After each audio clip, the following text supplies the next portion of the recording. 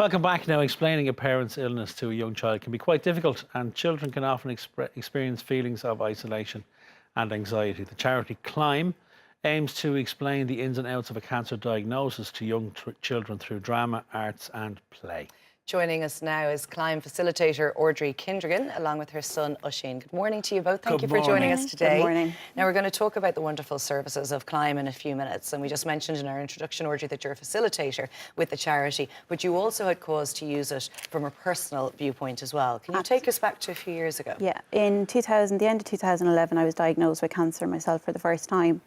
Oisín was 6 at the time, so we felt it was a bit easier. Mum was just going to have an operation. He didn't even know I was going to have some radiation afterwards. And everything was fine. We didn't, and that was done and dusted. 2014, I started to have symptoms again. Oisín was a bit older. It wasn't going to be as easy to, brush it under the carpet this time. And we've had family, friends and relations who died from cancer. So I felt at the time that the best thing to do was to tell Oisín a lie and tell him that people after 2 years of having cancer, they get a little injection every couple of weeks to boost up their system. And I still remember the day I told him the lie so vividly, because I knew once I told him, everything was going to be a lie after that.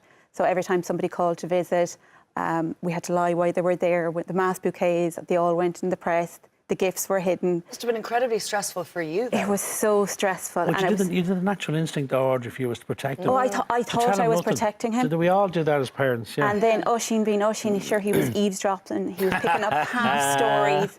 He was adding 2 and 2 together and getting 5. So he was picking up things along the way, and it wasn't the truth he was picking up, you know.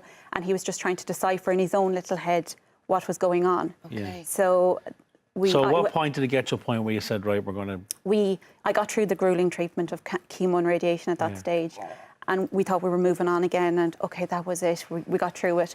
And then in 2016, back again, I said to Shane, my husband, I said, I think it's back. And he was like, it couldn't be, Audrey.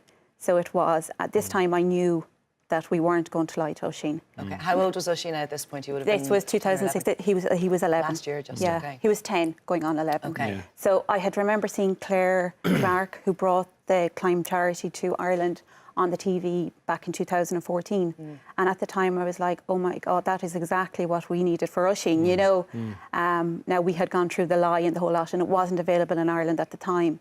But I knew after seeing Claire on TV that Climb was exactly what we would need.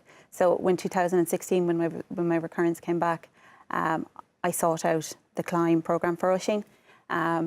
It wasn't until November he was able to start, but it was just everything we needed for him. And Oisín, do you remember your mum explaining to you that she wanted you to participate in this programme and these workshops at the time? Yeah. And so each week there seems to be a theme around these workshops. Is that right, guys? Yeah, it's a 6-week programme, so Oisín attended it for 6 weeks. And it's for children aged 5 to 12 years of age. And like, it was games, Oisín, wasn't it? What did you do at your workshops every week? Well, we did some art and played games, and we learnt about the treatments, like there's chemotherapy, radiation and surgery. And you were with a whole lot of other children who were going through the same thing with one of their parents or loved ones as well. Yes. Now, come here, listen, I was talking to you earlier on. You're a Chelsea fan. Yeah. That's all right, Oisín, that's OK. We'll get through that. Upset about that. I'm a United fan, as you know. When your mum was talking earlier on about when she first got sick and that you were a bit of an eavesdropper, did you have any idea that did you know there was something going on?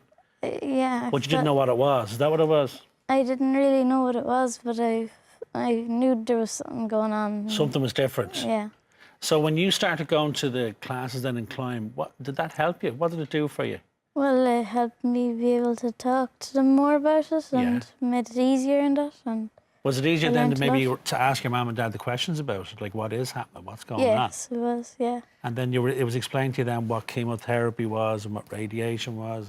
They have a brilliant way of explaining chemotherapy to children. Oisín, maybe you want to tell them about through a game. Well, like, for example, there was a game where, so there was a row of children each side, and very good.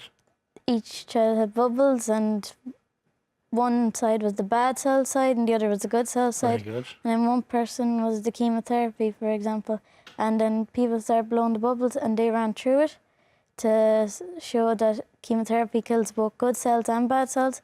So that's why you might lose your hair or that, because the good cells are gone. Very good. It's a great way of explaining it, It's isn't so it? interactive. Yeah. What was his mood like when you would collect him in the evening after these workshops? Oh, it was just fantastic. Like, I remember one day we were going in and it was quite frosty. It was in the evening when we were doing it and the temperature was down at 0 at this stage. And I said to Oisín, I was afraid of the roads, and I was like, do you want to maybe stay at home this evening? And he said no, and I knew there was, He didn't want to if miss we it. had to crawl in, we were getting wanted in. to go to Yeah. it. Because all of this terminology is so frightening for us Yeah. as adults and for you, no doubt. It's happening to you. Yeah. But as Simon mentioned earlier, your instinct is to protect your baby Oh, yeah. and make sure that he is okay and comforted. And did it in turn give you a sense of peace and calm, knowing that there is an understanding evolving in his Oh, head? absolutely. And there was an understanding evolving in my head too, because the way they explained the chemo to him. Yeah. So he came out and he was so excited to tell me how they explained it to him and the simplicity of it. You know, I wouldn't have known where to start with IVs and,